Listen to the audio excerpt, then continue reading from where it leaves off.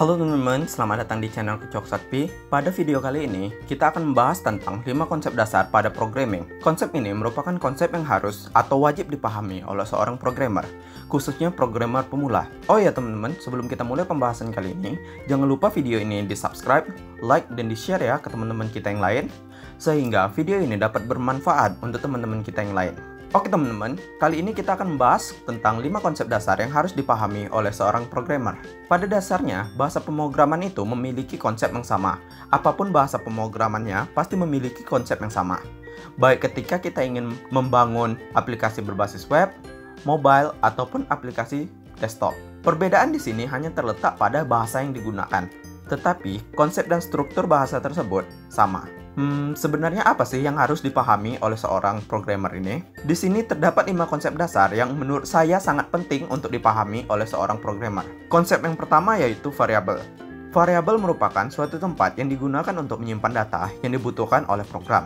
Data di sini bersifat sementara. Maksudnya, data ini akan ada selama program ini memproses data tersebut. Ibarat variabel ini seperti piring dan nasi sebagai datanya yang akan kita olah menjadi nasi goreng. Jika kita ingin membuat nasi goreng, tentu kita akan meletakkan bahan-bahan tersebut ke dalam piring terlebih dahulu sebelum kita mulai proses untuk memasaknya. Setelah itu, bahan-bahan ini akan kita olah sehingga menjadi nasi goreng. Setelah jadi, tentu kita akan meletakkan nasi ke dalam piring lagi untuk disajikan atau dimakan, bukan? Jadi seperti itulah bentuk variabel tersebut. Dia hanya digunakan untuk meletakkan data-data yang akan diproses oleh suatu program. Contoh dari variabel ini dapat dilihat pada video kali ini, teman-teman, di mana di sini terdapat variabel dengan nama variabel nama dan memiliki data yaitu Ivan Jatisa.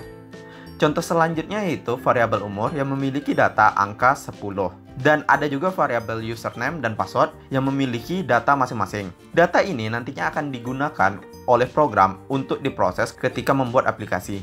Konsep yang kedua yaitu tipe data. Tipe data merupakan jenis data atau bentuk data yang disimpan dalam variabel. Adapun bentuk-bentuk tipe data ini seperti bilangan bulat, desimal, teks, tanggal, dan lain sebagainya. Jadi pentingnya menentukan tipe data ini karena setiap tipe data memiliki bentuk dan ukuran penampungan yang berbeda-beda. Adapun contoh dari tipe data ini seperti string, long, char untuk tipe data berupa teks, integer, float, double untuk tipe data angka, dan date untuk tipe data tanggal. Dan masih banyak lagi ya teman-teman. Akan tetapi untuk tipe data berupa teks seperti string memiliki keistimewaan di mana dia dapat menampung berbagai jenis data. Lah jadi muncul pertanyaan, kalau gitu kenapa sih harus menentukan tipe data sedangkan kita dapat memasukkan ke dalam tipe data string? Penjelasannya sederhana teman-teman. Misalnya kita ingin membangun aplikasi perhitungan aritmatika seperti bagi, tambah, kali, kurang. Jika kita menggunakan tipe data string, untuk proses aritmatika ini sistem akan menampilkan pesan error karena tidak dapat dilakukan proses aritmatika tersebut. Jadi kenapa sebelumnya saya bilang bisa untuk variabel string ini? Misalnya kita ingin membuat program aritmatika, data yang berada pada variabel string ini harus kita konversikan terlebih dahulu ke bentuk angka. Setelah itu, baru kita bisa melakukan proses aritmatika tersebut. Jadi agak banyak prosesnya ya teman-teman. Berbeda jika kita langsung menggunakan variabel angka, program akan langsung menampilkan hasil dari proses tersebut. Maka itulah alasan pentingnya kita memahami dan menentukan tipe data yang sesuai. Konsep yang ketiga yaitu array. Array ini sama seperti dengan variabel, perbedaannya terletak pada tempat penyimpanan datanya. Dengan menggunakan array, kita dapat menyimpan banyak data sekaligus. Karena array ini dapat menyimpan banyak anggota. Biasanya, array ini digunakan untuk menyimpan data ke dalam database, ataupun menampilkan data dari database ke dalam sistem kita. Nama lain dari array yaitu himpunan, di mana dia memiliki jumlah anggota atau kita sebut dengan indeks. Contoh penggunaan array ini dapat kita lihat pada video ini, di mana di sini terdapat suatu variabel dengan nama mobil. Pada variabel ini terdapat merek-merek mobil seperti Volvo,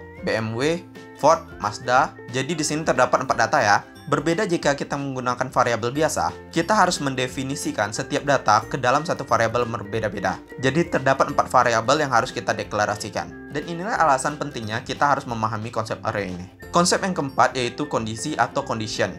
Kondisi ini merupakan pilihan alternatif yang dipilih oleh program ketika memproses sesuatu. Misalnya di sini terdapat 2 tombol, yaitu tombol A dan tombol B. Jika kita klik tombol A, maka program akan menampilkan hasil A. Jika kita klik tombol B, maka akan menampilkan hasil B. Dan ini merupakan bentuk dari kondisi tersebut. Kondisi ini berkaitan dengan coding if-else. Penggunaan lainnya yaitu untuk penanganan error atau error handling. Misalnya ketika kita tidak dapat terkoneksi dengan internet, maka sistem akan menampilkan informasi tidak dapat terkoneksi. Dan ini merupakan contoh penggunaan dari kondisi tersebut. Adapun contoh yang sering kita lihat yaitu ketika kita ingin login ke dalam sistem. Jika password yang kita masukkan salah, maka sistem akan menampilkan pesan error. Dan jika benar, maka akan diarahkan ke halaman utama sistem tersebut. Dan ini merupakan contoh kondisi tersebut. Dan konsep yang terakhir yaitu looping.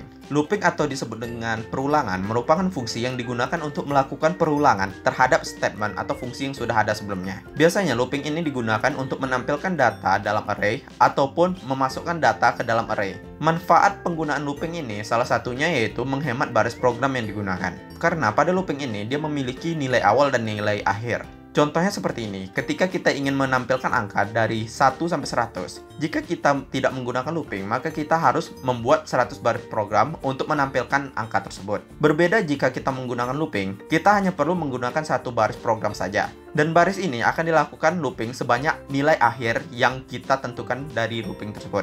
Jadi kita tidak perlu menulis 100 baris program. Dengan looping, secara otomatis, program akan menampilkan angka tersebut berdasarkan batas akhir yang kita tentukan. Oke teman-teman, mungkin itu saja konsep yang harus dipahami oleh seorang programmer ini. Jika kita sudah memahaminya, tentu kita akan lebih mudah dalam pembuatan program itu sendiri. Karena yang tadi merupakan konsep yang sering digunakan pada pembuatan program. Sudah dulu ya pembahasan kita kali ini. Jika ada kekurangan, saya mohon maaf. Terima kasih telah menonton dan dukung selalu video kami dengan cara klik tombol subscribe serta like dan share video ini sehingga video ini dapat bermanfaat untuk teman-teman kita yang lain. Serta tunggu juga updatean video kami selanjutnya ya teman-teman. Terima kasih.